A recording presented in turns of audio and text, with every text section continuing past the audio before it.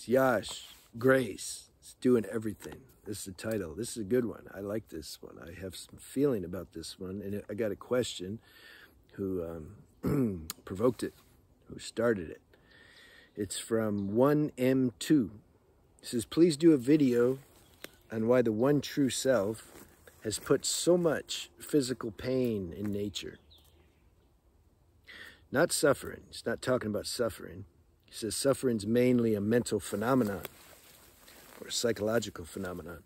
But I'm talking about actual physical pain. Why does the consciousness have to evolve through this animalistic brutal? I don't know what you meant there, but it sounds like, why does the consciousness have to struggle through this pain? That's what he's asking. All right, why does the consciousness want to do that? First thing, consciousness isn't suffering. It can't suffer. Consciousness doesn't die. It doesn't give, it's not born, nothing. Consciousness doesn't have a form. Consciousness is aware when there's pain. Otherwise, you wouldn't know you have pain. If you were totally one with the pain, you wouldn't even know you're in pain. Right? So there's some space for you to be aware that this body's feeling pain. Consciousness makes that possible. It's the identity with the pain that causes this that's making you ask, like, why? It's suffering, basically. Why? Like, God damn, like, why? You know? Like, this is, I thought God's all loving and grace is all loving and all that. Like, why do we got to have this pain here? What's the point? There's no mental answer that anybody can give to satisfy you. I'll say like this. Everything's a passing show. I can't remember, and I've had many times in my life where you can say this body was in a lot of pain. Physical, mental, emotional. I mean, like horrible. Like the type of pain where you're like, how can I go on one more second, God? Oh, okay, how can I go on another second? Like that. You're not living day by day. You're living like second to second. Intensity. Where's it at now? I can't even remember. I'd have to sit and really think. Like, when were those times, man, that I was really in bad shape? Like, I can't remember. And something doesn't even care to remember. Not because I'm scared, like, oh no, maybe I'm going to bring up something. No, it's like that time's over. I like what Mooji says. He says, life is like a writing on water. You write it, it looks, whoa, just wrote my name. That's cool. Oh, where'd it go? It's like that. So that's one thing. I wanted to preface it with that. The other thing is, I'll say like this. If we were in peace or joy 100% of the time, I'm going to share in different aspects of this, by the way. So you eat the food that most agrees with you in this moment. If we were in peace and joy 100% of the time, we would not know that we're in peace and joy. We need this contrast.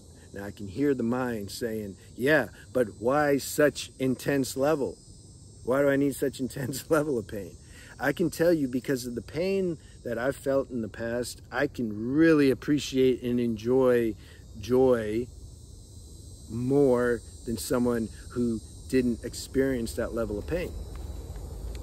Are they missing out on something? Like, who can measure joy? Where's the Richter scale to measure joy? Nah, you're in joy, you're cool. But who knows, on some deeper, higher level, if some of us chose certain things because we wanted an even more intense experience. The intense experiences come from experiencing the contrast. Contrast and duality make for the intensity of how we experience something. We don't know what we chose to do before we come here because we purposely forgot, because it would mess the show up. So we can't like remember. We belong to different archetypes. That's another thing that can determine some of this. Karma is determining, almost everything. But archetypes also. What are we mixed with more? To use the Gana language, you have 3 Ganas: Sattvic, Rajas, Tamasic. There's 7 archetypes that are, you know, one person may have more Rajas and less Tamasic, and whatever, Sattvic. The other may have more Tamasic and less Rajas. One may be more Sattvic. Like, we don't know. That creates, you can say, that shapes our destiny and our experiences, coupled with the law of karma. What we put out, we're going to get back.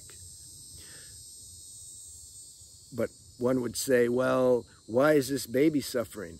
See, I don't want to get in the law of karma. I mean, I made a playlist on that on my other channel, Beyond the Alchemy. But I somehow feel, I'm dabbling in it now, because how can you not? How can you answer this question without bringing in reincarnation and karma? One lifetime isn't enough to expiate or to enjoy the fruits of the sweet fruits or bitter fruits of our karma. It gets carried over. So that's also a determiner of our next incarnation, how much pain we're going to experience. And also the higher intelligence that dictates, before we take the shape of this human body, how much karma do we want to concentrate? Do we want to spread it out over 10 lifetimes, or do we want to just be done with it? You see, all these things. So this question, why do we experience such intense physical pain? You see, it's multi-aspected. There's a lot of angles to it. And I feel that given mental explanations, really, they aren't going to satisfy you. They might satisfy you psychologically a little bit, but the real satisfaction is when you just come to see that this life's perfect, how it's working out. And there's no you're not going to be sentenced to any eternal experience. So don't worry about it. The pain's going to, and there's so many vitamins and minerals in the pain if we're smart. It's burning karma on a level and giving realization on a level that nothing else can do on some level. It's like being in a romantic relationship or something. That will bring up stuff and give learning lessons that you can't get anywhere else. You could be meditating all the time, be the best yogi. You can have cities. You perfected your Mahabandha and everything. And, ooh, I can make something move. But then you get in a relationship and you'd be done. Girl could just kill you without doing anything, just standing there. If you're a guy. If you hadn't experienced that. If that's a desire in you that needs to be experienced and you've been avoiding it, for example, in the universe, life sends, which is your own deeper self, sends a female form that directly correlates with this desire. You'll be practicing your siddhi and you'll see the girl, whoa, you'll be making a car go up in the air and then it just drop. Because those relationships can bring stuff up. Same with this pain. Same with any extenuating circumstance, poverty. It's just anything, you know. That's why some people say, oh, if I had millions of dollars, I would just help everybody. Is that coming from your mind, or is that coming from inner sanction? You could be depriving somebody from experiencing a much more beneficial thing than just having money. There's might be some lesson there that their circumstance is teaching them. Now, am I saying don't help anybody? You see, the mind will, you know, I can't talk on all the angles at the same time. But those that want to find fault, they'll say, oh, this guy's saying, don't help people. I can't help it, man. People are going to think whatever they're going to think. I already know that, so I don't trip on it. But at the same time, we try to help you. The inner sanction tells you who to help. There may be 5 homeless people that I encounter in one day, and I only give to 3 or 4, or maybe none. I don't know. It depends on inner feeling. Something tells me, we got to be in flow. It tells us tells us who to give to, how to do things. I mean, you see somebody suffering, you don't just say, you know, hey, take your karma like a man. No, you help, but if there's some help that you can do, you know, that's part of grace. That's what grace is doing. It's helping you. I don't know if I'm going to call this video Grace is Doing Everything, because I think this is more, we'll see what I call it. But everything, there's a saying, God either is or he isn't. That means everything is mathematically, perfectly ordained, or it's not. Anytime I start to doubt that, I have to renew this trust. Am I relying on my mind to try to understand things, or am I relying on God? Is this self-reliance or God-reliance? Make that, like, ask yourself that every day, as many times as you can. Constantly remind yourself that God is running this show, and it's perfect. And just because I can't see or understand something right now, all that means is I just can't understand it right now. My mind can't understand it right now. So the mind wants to deem it and label it and put the sticker on it and says this shouldn't be there. Catch that.